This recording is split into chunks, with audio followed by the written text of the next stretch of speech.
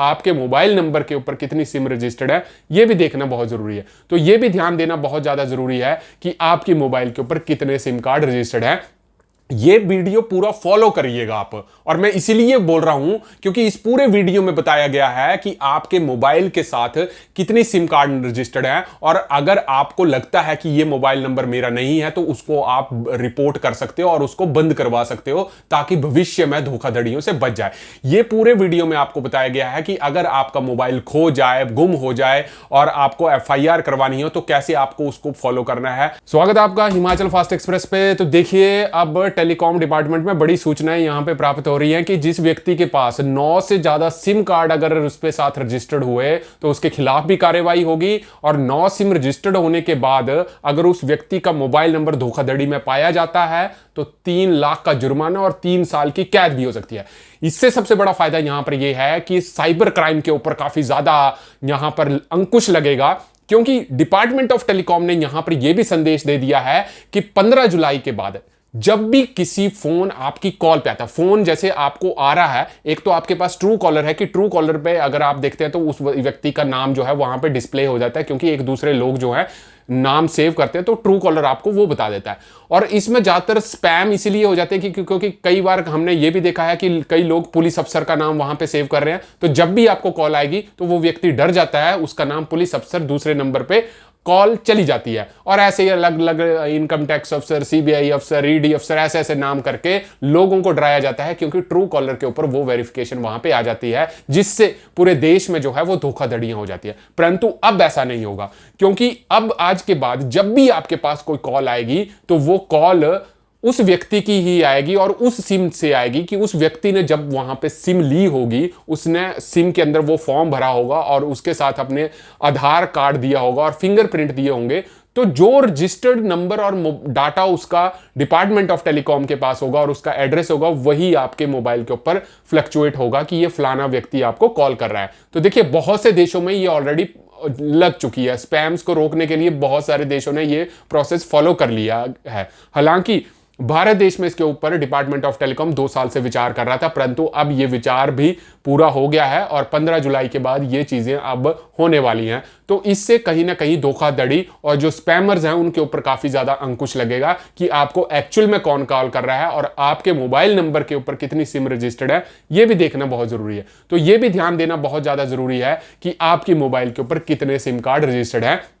ये वीडियो पूरा फॉलो करिएगा आप। और मैं इसीलिए बोल रहा हूं क्योंकि इस पूरे वीडियो में बताया गया है कि आपके मोबाइल के साथ कितनी सिम कार्ड रजिस्टर्ड है, और अगर आपको लगता है कि ये मोबाइल नंबर मेरा नहीं है तो उसको आप रिपोर्ट कर सकते हो और उसको बंद करवा सकते हो, ताकि भविष्य में धोखाधड़ियों से बच जाए।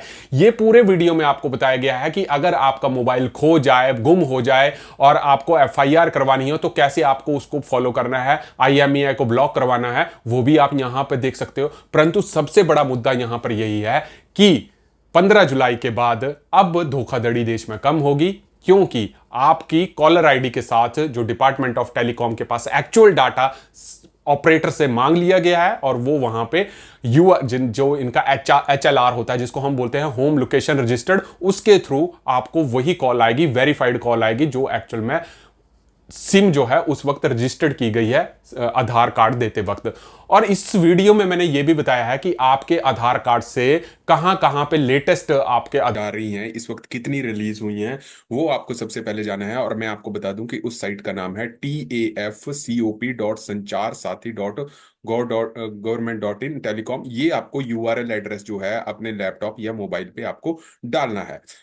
कहाँ पे डालना है? अब देखिए, यहाँ पर आपको पूछेगा कि आपका 10 डिजिट जो है वो मोबाइल नंबर क्या है। तो देखिए, जो हमारा हिमाचल फास्ट एक्सप्रेस का कस्टमर केयर नंबर है हम वही डालेंगे। तो देखिए यहाँ पर क्या होगा कि जैसे ही हमने अपना यहाँ पर नंबर लगाया, आपको कैप्चा यहाँ पे पूछेगा कि कैसा कैप्चा डालना है। तो देखिए, ये इंफॉर्मेशन आपको यहाँ पे आपको कैप्चा डालकर इसको वेरीफाई करना है।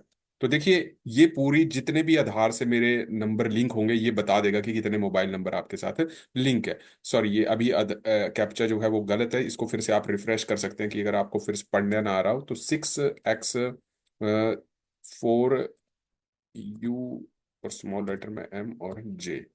तो देखिए, इसको जो हम यहाँ पे करेंगे तो यहाँ पर ये फिर से दोबारा एरर आ रहा है। मैं इसको दोबारा से डालने की कोशिश करूंगा। तो देखिए आपको फिर से यहाँ पर रिफ्रेश करना है, और देखिए आपके नंबर पे कितने मोबाइल नंबर रजिस्टर्ड है। तो देखिए सबसे पहले क्या करना है आपको कि ये TOFCOP.संचार साथी .go.in पे आपको जाना है, और यहाँ पर आपको अपना मोबाइल नंबर डाल के आपको ये पता लग जाएगा कि आपकी कितनी सिम कार्ड जो है वो रजिस्टर्ड है। तो आपका जो रजिस्टर्ड नंबर है वो डाल लेंगे आप 9780458085। और यहाँ पर आपको जो कैप्चा है वो आपको डालना है। तो ये देखिए ये आपको कैप्चा यहाँ पर डालना है स्मॉल लेटर्स में, इसको वेरीफाई करने के लिए। ये आपने कैप्चा यहाँ पर डाल दिया, और यहाँ पर आपको OTP आपके फोन के ऊपर जो हैगा वो भेज दिया जाएगा। जो भी आपने नंबर डाला है, जो भी आपके मोबाइल नंबर पे OTP आया होगा वो आपको यहाँ पर रजिस्टर करना है। और यहाँ पर आपको रजिस्टर कर लिया। देखिए यहाँ पर जो हमारे पास आपके फ़ोन पे OTP आएगा उसको आपने रजिस्टर कर देना है, और उसको यहाँ पे लॉग इन कर देना है। और जैसे ही आपने लॉग इन कर देंगे तो ये गवर्नमेंट जो वेबसाइट है डिपार्टमेंट ऑफ टेलीकॉम की, ये आपको बता देगी कि ये नंबर जो देखिए ये मेरा नंबर है, और मेरे नंबर पर एक ही सिम कार्ड जो है रजिस्टर्ड है। तो अगर आपके नंबर यहाँ पर देखिए आपके शुरू के दो नंबर, ठीक है जी, देखिए 91 तो ये आपका इंटरनेशनल कंट्री कोड हो गया जो इंडिया का 91 होता है। तो 91 के बाद जो 97 शुरू के 2 डिजिट और लास्ट के 4 डिजिट, आपने अपनी सारी सिम वेरीफाई करनी है कि ये शुरू के 2 नंबर और यहाँ के 4 डिजिट नंबर जो है वो आप ही के साथ होने चाहिए। अगर फिर यहाँ से आपको नंबर सेलेक्ट करना है, ठीक है ये मेरा अपना नंबर है तो मैं इसको रिपोर्ट नहीं कर सकता। अगर आपकी सिम कार्ड के अगर ज्यादा नंबर होंगे तो आपके पास यहाँ पर मल्टीपल नंबर्स आपके पास आ जाएंगे, तो यहाँ पे आप सिलेक्ट कर सकते हैं not my number, not required और रिक्वायर्ड। अब मान लीजिए आपको पता ही नहीं है कि मेरे नंबर से कहाँ कौन सी सिम चली है, तो यहाँ पे क्लिक करना है आपको, और यहाँ पे क्लिक कर देना नॉट माई नंबर, और इसको कर देना है आपको रिपोर्ट। तो देखिए यहाँ पर ये अभी गवर्नमेंट का ऑलरेडी बता दिया गया है कि एक व्यक्ति 9 सिम से ज्यादा सिम नहीं रख सकता है। और अगर 9 सिम से ज्यादा सिम हुई और उसके बाद धोखाधड़ी हो गई तो 3 लाख का जुर्माना और 3 साल की सजा तक का जो है वो प्रावधान है। इससे धोखाधड़ी तो काफी रुकेगी। तो सबसे पहले आपको यही वेरीफाई करना है कि आपके पास कितने नंबर रजिस्टर्ड है।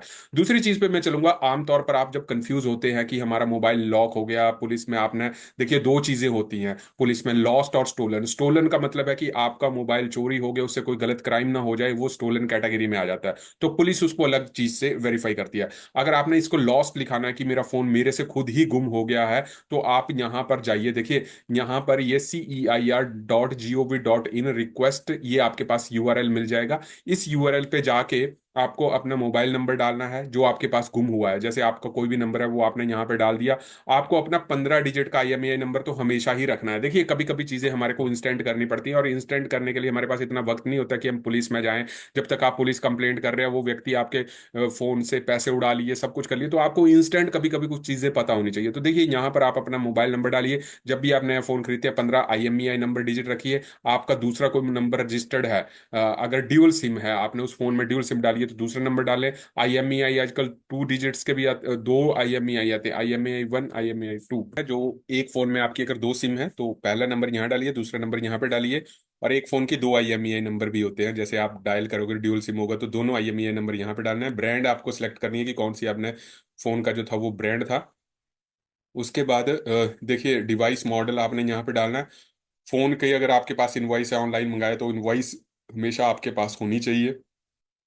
और लॉस्ट प्लेस कहाँ पे हुआ है, कौन सी स्टेट में हुआ है, आपका जो पुलिस स्टेशन है वो कौन सा आता है, लॉस्ट डेट आप बता दीजिए, सिलेक्ट डिस्ट्रिक्ट बता दीजिए, पुलिस कंप्लेंट नंबर जब आपके पास, ये इंपॉर्टेंट देखिए पुलिस कंप्लेंट नंबर, जब भी आप पुलिस में जाते हैं कंप्लेंट देते हैं तो एक पुलिस कंप्लेंट CRN नंबर वहां पे चढ़ता है। तो अपलोड पुलिस कंप्लेंट यहाँ पे डाल दो, ठीक है। और उसके बाद मोबाइल ओनर पर्सनल इंफॉर्मेशन, जिसका मोबाइल चोरी हुआ उसने अपनी इंफॉर्मेशन डालनी है, और आपका OTP यहाँ पर आ जाएगा। देखिए गेट OTP, और डिक्लेरेशन करके सबमिट कर देना है। और वो आपका फोन जो है ऑटोमेटिकली ब्लॉक हो जाएगा, IMEI नंबर भी ब्लॉक हो जाएगा, आपके पास सिम भी आपके पास ब्लॉक हो जाएगी। देखिए सबसे बड़ी इंपॉर्टेंट इंफॉर्मेशन यही है कि अगर आप चोरी हुए मोबाइल नंबर को बोल कहते हैं कि छोड़ो पर ये चोरी हो गया, और उसको ऐसे रहने देते हो, तो वो बड़ा आपको हानिकारक हो सकता है। क्योंकि देखिए आजकल टेक्निक ऐसी है कि मोबाइल पे आपने सिक्योरिटी कोड लगाया है उसको फॉर्मेट कर दिया जाता है, और आपके फोन के अंदर दूसरी सिम अगर डाली गई है और कल को कोई क्राइम हो जाता है उसी IMEI नंबर पे, तो आप प्रॉब्लम आ जाएगी।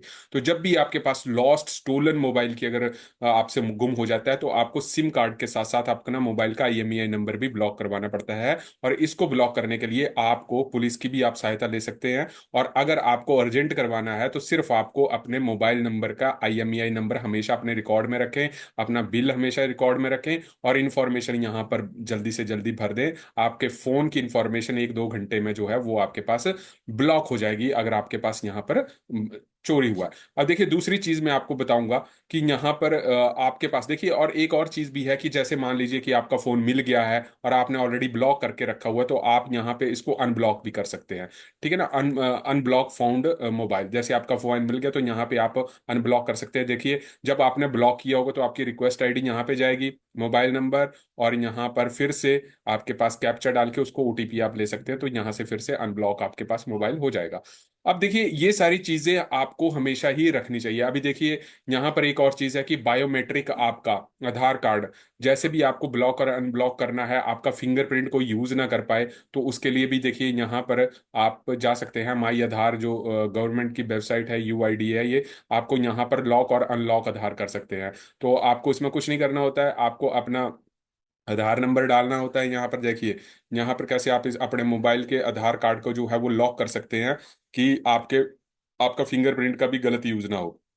तो आप यहाँ पे अपना वर्चुअल आधार नंबर डालिए, या आपके पास अनलॉक लॉक वर्चुअल आधार कार्ड नंबर डालिए, आधार नंबर डालिए, अपना फुल नेम डालिए, पिन कोड डालिए, कैप्चा डालिए, और आपने आधार को आप यहाँ से अनब्लॉक भी कर सकते हैं। जब आपको यूज करना हो तब आप उसको अनब्लॉक भी कर सकते हैं। और एक इंपॉर्टेंट इंफॉर्मेशन यहाँ पर यह भी है कि अब जब आपका मोबाइल जहां जहां पे आपके फिंगरप्रिंट्स यूज हुए हैं, कहाँ कहाँ पे आपका आधार यूज हुआ है, उसकी भी डिटेल जो है आपके पास यहाँ पे माई आधार ऐप पे आ जाती है। तो मेरा सबसे इंफॉर्मेशन यही है कि अब कुछ कंडीशंस चेंज हो गई हैं। सबसे पहले इस चीज़ का ध्यान दीजिए कि आपके मोबाइल नंबर पे कितनी सिम्स जो है रजिस्टर्ड है, ताकि कोई गलत उपयोग जो है उस नंबर का ना हो पाए। तो ये यहाँ पर आप चेक करें, जो भी आपके पास लगता है कि मेरे नंबर नहीं रजिस्टर्ड, उसको अनब्लॉक करें। आपका आधार कहाँ कहाँ पर यूज हुआ उसको चेक करें। अगर आपका फोन कल को गुम हो जाता है, लॉस्ट हो जाता है, कैसे उसकी कंप्लेंट करें। तो देखिए ये इंपॉर्टेंट इन्फॉर्मेशन है। होपफुली आपको ये समझ आएगी, क्योंकि खबरों के साथ साथ ऐसी इंफॉर्मेशन शेयर करना भी आपके साथ काफी ज्यादा जरूरी है। धन्यवाद। जय हिंद, जय हिमाचल।